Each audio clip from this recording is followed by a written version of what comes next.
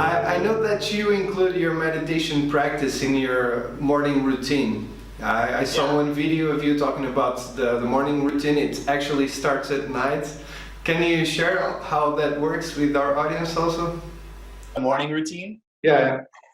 Yeah, so I think the vast majority of people, myself included at one time, and I'll admit there are still days like this morning, I totally broke my morning routine. Something took me out of it, and I woke up and I did the worst thing possible. The worst way to start the day. I rolled over and I took my phone out of airplane mode and I checked my messages. It's okay to make mistakes sometimes. There are no mistakes, right? It was just one Yeah. of those days.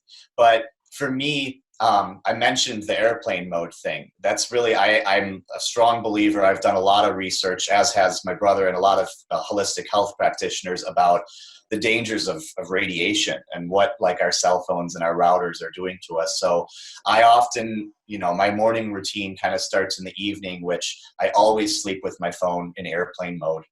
First of all, for no distractions, and second of all, to avoid that radiation. I start preparing myself for the next day in terms of taking away some of the less important decisions that we can make in the morning. So simple things like putting your clothes out for the next day. I have a minimalist wardrobe, so most of my clothes look pretty much the same. But putting out your clothes for the next day and sort of like maybe writing down a few things in your journal about what you hope to accomplish the next day in a big picture sense, not like a to-do list, but like what would make tomorrow a fulfilling day in my existence. And then, yeah, of course, I sleep. And by the time I wake up, for me, the most important thing is to keep that phone in airplane mode, not check it until we really start our day from like a positive, blissful way.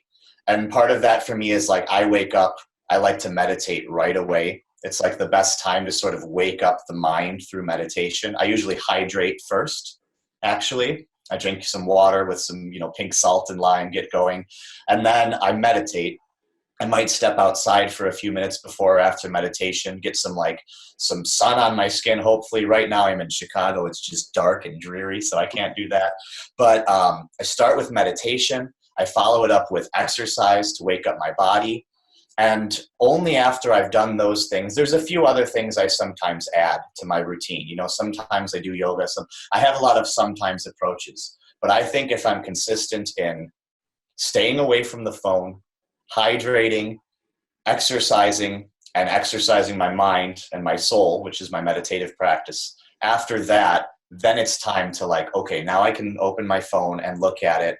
I'm not distracted by it. I get through this routine. And even my girlfriend knows, in the morning, it's like me time. When I focus on being my best self, I bring that best self into every interaction, into every project, into everything I do. So my girlfriend will make jokes sometimes if I skip my meditation, which is rare, but it happens sometimes. She'll make a joke like, "Did you meditate today?" Because she can tell. You can see the difference. I'm still a person, and I have a tendency to be a little bit more of a jerk when I haven't meditated. I can be a little short-tempered. I can let other people's energies affect me more. So it's really powerful for me to hey, every morning, that's me.